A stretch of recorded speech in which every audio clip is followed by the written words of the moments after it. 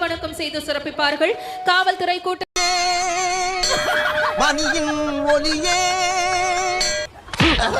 இது என்னடா உடம்பு விஷயத்தில் இருக்க வேண்டிய நீங்க எல்லாம் ஏன்டா நாட்டுல நடமாடிட்டு எனக்கு தொல்லை கொடுக்குறீங்க?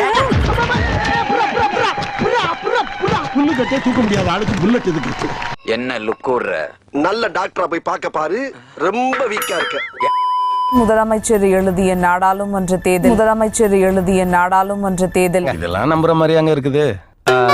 தீர்ப்பு என்ற ஆவண நூலை திமுக பொதுச் செயலாளர் துரைமுருகன் வெளியிட அதனை திமுக பொருளாளர் டி.ஆர். பாலு பெற்றுக்கொள்கிறார். அந்த இப்பாட்டு உம்முடையதுதானே? பின்ன மண்டபத்துல யாராவது எழுதி கொடுத்து அதையா நான் வாங்கிட்டு வந்திருக்கிறேன். என்னுடையதான். முதலமைச்சர் எழுதிய அந்த 40க்கும் 40 தென்னிசை தீர்ப்பு என்ற அடிப்படையில் எழுதிய அந்த ஆவண நூலானது தற்போது வெளியிடப்பட்டது. என்னுடையதான் ஐயா. அப்படியானால் அதற்கு விளக்கம் கூறி பிறகு நீர் பரிசை பெற்று செல்லலாமே. புலவரே, உன்னை கேட்கிறேன், நாமெல்லாம் காசுக்கு குண்ட கூட்டமா? தினமும் உனக்கு ₹1 கொடுக்கலான்னு பார்த்தோம். ₹1? என்ன வேலையா இருந்தாலும் சொல்லுங்க, பிச்சு பிச்சு எடுத்து பிரிச்சு பயன்படுத்துறேன். மூஞ்சிகளை பாரு, ₹10 நயா பைசாவா மாத்தி கீழே போடு. எவனா ஸ்டேடியா நிக்கிறதா எல்லாம் உளுந்து போடுவானுங்க. போரிக்கு பசங்க காலம் தான் ஏமாற்றுவார் இந்த நாட்டிலே, சொந்த நாட்டிலே நம் நாட். ஆளுநர் கொடுக்கக்கூடிய தேநீர் விருந்துல பங்கேற்க மாட்டோம் அப்படின்னு ஏற்கனவே திமுகவுடைய கூட்டணி கட்சிகள் புறக்கணிச்சிருந்தாங்க. நம்ம குடும்பத்துக்கு கௌரவம் தான். அப்பா சொன்னதை கேட்டியா? இதுக்கு ஏத்த மாதிரி RS பாரதியும் தொடக்கத்துல திமுக பங்கேற்காது அப்படின்னு அவர் தெரிவிச்சிருந்தார். நம்ம குடும்பத்துக்கு கௌரவம் தான் முக்கியம்.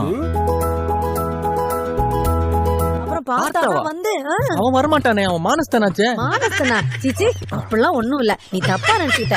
அவன் தான் வந்தான் சல்லி பையன். ஒரே நேரத்துல பழைய சோத்தையும் திம்பா, சுடு சோத்தையும் திம்பா. முதலமைச்சர் திரு மு.க. ஸ்டாலின், அமைச்சர் திரு உதயநிதி ஸ்டாலின், அமைச்சர் திரு ஏவா வேலு உள்ளிட்ட பல்வேறு சீனியர் அமைச்சர்களும் பங்கேற்று ஓப்பனிங்ல ஒரு குரல் சொன்னியா சொல்லு. மயிர்நீப்பின் வாழாக்க வருமால் மானங்கட்ட மடப்பயல, நீ மானுலடா, தலையில இருக்கிற பேனை பத்தி கூட பேசக்கூடாது. அதாவது சிரிச்சு சிரிச்சு பேசிக்கிட்டு அந்த தேநீர் விருந்துல அவங்க பங்கு பெற்றதுதான்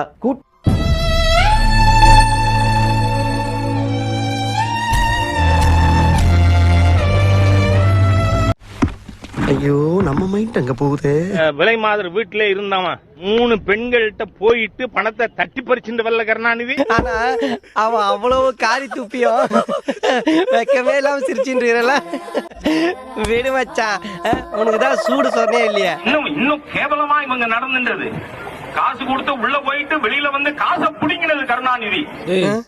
அசிங்கமா திட்டாடா. தும்ப பூல தூக்கு மாட்டின்னு சாவர அளவுக்கு அசிங்கப்படுத்திட்டா. பெண்களை போக பொருளாக கருதி காசுக்கு விலைக்கு வாங்கி கும்மாளம் போட்ட கூட்டம் இந்த திமுக கூட்டம். அவன் என்னோட காலேஜ் ஃப்ரெண்டு. அப்ப இருந்து அவன் குடும்பத்தை நான் கேவலமா பேசுவேன், என் குடும்பத்தை அவன் ரொம்ப கேவலமா பேசுவான். இதை நாங்க 2 பேரும் ஒரு ஜாலியாவே எடுத்துக்கிறது. மூச்சுக்கு 300 தடவை பாஜக எதிர்ப்புங்கிறாங்க. ஆளுநர் எதற்கு மாநிலங்களுக்கு தமிழ்நாடு ஆளுநர் சரியில்லை அப்படின்லாம் கடுமையாக கண்டனம்லாம் தெரிவிச்சுட்டு ஒரு மானஸ் இருந்தா அவன் எங்கேன்னு தேடுறதுக்கு 300 முறை இது திராவிட மாடல் அரசாங்கம் பேசிட்டு இருக்காரு இல்லையா முதலமைச்சரும் திமுகவினரும். அப்ப என்ன பண்ணிருக்கணும்? நீங்க தான் ரொம்ப ரோசக்காராச்சே. எங்க எந்த பக்கம் தண்ணி குடிக்கிறதுக்கு வந்த மீசையில மீன் முள் ஒட்டி இருக்கு, தண்ணி குடிக்க வந்து போய் நல்ல ஐடியா. யோ, என்ன ₹2000 பொட்டி தூக்குவானு சொல்லிட்டு நீ ₹2 பொட்டி தூக்குற, கேவலமா இல்ல? திராவிட சித்தாந்தத்தையே கடுமையா விமர்சிக்கிறாரு. அந்த கூட்டத்துல பங்கெடுத்திருக்கலாமா? கமலா எனக்கும் பஸ்ல இருந்துச்சு, நீங்க ஒப்படைந்த செருப்பால் அடிச்சு வாட்டி விட்டீங்களே. இப்ப பார்த்தா கட்சியுடைய தலைவர், பொதுச் செயலாளர், துணை பொதுச் செயலாளர்கள், முதன்மை செயலாளர், இளைஞர் அணி செயலாளர் அப்படின்னு நினைச்சா கொஞ்சம் கேவலமா தான் இருக்கு. எனக்கு அதை விட கேவலமா இருக்கலாம். சீனியர் அமைச்சர்கள் அப்படின்னு பட்டாளமா போய் கூடி குழாவி எக்கச்சக்கமா கொண்டாடி தீர்த்திருக்காங்க. சரியான குடும்பம்னா ஏர்ல பூட்டின எருமை மாதிரி நல்ல துப்பு கெட்ட குடும்பம். இதுதான் நீங்க ஆளுநரை எதிர்க்கக்கூடிய அறிகுறியா? சொல்லுங்க பாப்போம், இப்படிதான் நீங்க எதிர்ப்பீங்களா? என்ன அங்க முத்தம் குடுக்குற? ஐயோ, சண்டை வேணான்னு சொன்னேன். சிக்னல் இரட்டை நிலைப்பாடா இல்லையா அப்படின்னு கடுமையாக எதிர்க்கட்சிகளும் சரி கூட்டணி கட்சியினர் விமர்சனங்களை முன்வைக்கிறாங்க. சோறு தானே தின்ற. அரசியல்ல இதெல்லாம் சாதாரணமாப்பா. இதுக்கு பிச்சை எடுக்கலாம். ஒரு தேநீர் விருந்து ஆளுநர் நடத்தினார் அப்படின்னா அதில் கலந்துக்கலாம், தப்பு இல்லை. இது அதிகாரப்பூர்வமற்ற அறிவிக்கப்படாத ஒரு பாஜக தலைவர் நடத்துகிற தேநீர் விருந்து மாதிரி தான் இருக்குது. டே பூசாரி, வீடு மாதிரி போயிடுச்சு ஐயா. எதிர் வீட்டுல பண்ண வேண்டிய பூஜைய அவன் எதிர் வீட்டுல வந்து பண்ணுகிறான் பண்ணாட. வீடு மாதிரி வந்துட்டோம் நாங்க கலப்பறக்க. பூஜாரி அப்புறம் பூஜையை பாதிலே விட்டு போற. நம்ம சொந்தக்கார எல்லாத்தையும் சொல்லி விட்டுறேன். திருட மாட்டினா போலீஸுக்கு தானடா போன் பண்ணி சொல்லுவாங்க, சொந்தக்காரங்களா போன் பண்ணி சொல்றீங்க. பாஜகவுக்கு 2 ஹெட் ஆபீஸா, 2 பாஜக தலைவர்களாங்கிற கேள்வி வருகிறது. அப்ப நீங்க ஆளுநர் முறையில வந்துட்டு நான் இதை வாசிக்க மாட்டேன்னு ஸ்கிப் பண்ணிட்டு போறீங்க. நோக்கம் ஆளுநருக்கு இருக்கின்ற காரணத்தினால் அரசியல் கட்சிகள் புறக்கணிக்கிறார்கள் சொல்றாங்க. பேசாம இரு, நான் பயங்கர டென்ஷனா இருக்கேன். அவருக்கு தமிழ்நாட்டின் மீது வன்மம். நான் அப்படி சொல்றேன், ஆன்டி இந்தியன் இவங்க சொல்லுவாங்க. அந்த மாதிரி நான் சொல்றேன், அவர் ஆன்டி தமிழ்நாடு அல்லது ஆன்டி தமிழன் அப்படி வச்சுப்போம். என்னடா ஊங்கற அந்த பொண்ணு அது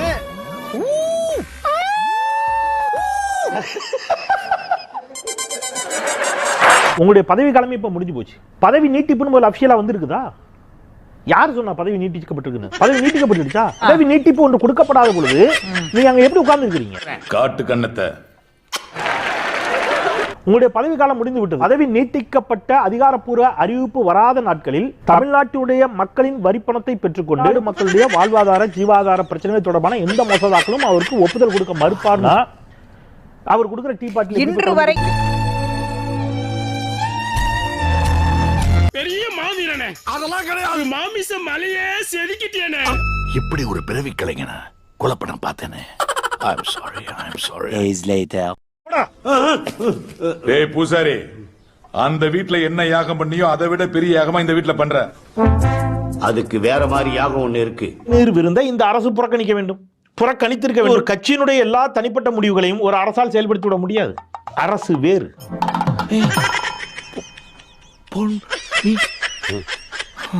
அந்த ஆட்டம் பித்தலாட்டம். சுர்ஜித் சிங் பர்னாலான்னு ஒரு ஆளுநர் இருந்தார் கருணாநிதி ஐயா ஆட்சி காலத்துல. அந்த பர்னாலா போல ஆட்சி ஆளுநர் அவருக்கு இருந்தார்னா ஒருபோதும் திமுக எதிர்க்காது. மாப்பிள்ள அதெல்லாம் இல்ல மாப்பிள்ள, அதெல்லாம் ஏதாவது வேற ஏதாவது ட்ரிக் வச்சு. அவங்களுக்கு பிரச்சனை ஆளுநர் பிரச்சனை இல்லை, அவங்களுக்கு அட்ஜஸ்ட் பண்ணி போற மாதிரி ஆளுநர் இருக்கணும். பர்னாலா போன்ற ஆளுநர் இருந்தா ஆட்டுக்கு தாடியதுக்கு நாட்டுக்கு ஆளுநருக்கெல்லாம் ஒருபோதும் பேச மாட்டாங்க. அப்ப நம்ம காட்டியும் கொடுக்கிறோம் கூட்டியும் கொடுக்கிறோம். பர்னாலா போல இல்லாம முரண்டு பிடிக்கிற ஆளுநர்னா உடனடியா அண்ணாவோட கூட்டுன்னு தூக்கிடுவாங்க. இந்த கண்ணாடியை பார்த்து நீயே காரி துப்பிக்கோ. ஏன்னா திமுக நாளே சந்தர்ப்பம் தான், நயவஞ்சகம் தான், துரோகம் தான், சமரசம் தான். இப்படி என்ன கிளம்ப வேண்டியதானே? அதான் துப்பிட்டில போக வேண்டியதானே? அப்புறம் முக்கியமான விஷயம், எக்காரணத்தை கொண்டு ஊருக்குள்ள வந்துடாது. ஏன்னா இந்த ஊரை பொறுத்த வரைக்கும் ஓடி போன எங்க 2 பேரையும் தேடி கண்டுபிடிச்சு சுட்டு கொலை பண்ணிட்டீங்க. மூஞ்சில முடிக்க மாட்டேன். நான் சொல்றேன் கேட்டு போங்கயா. ஆமா போதும். ஊருக்குள்ள போய் என்னடா சொல்லுவீங்க? சிவனாண்டி யாரா? சிரித்து கொண்டே மிரட்டிய ஸ்டாலின், மிரண்டு போன ஆளுநர். சிவனாண்டி கடலையை கைக்குள்ள இருக்கணும்ல.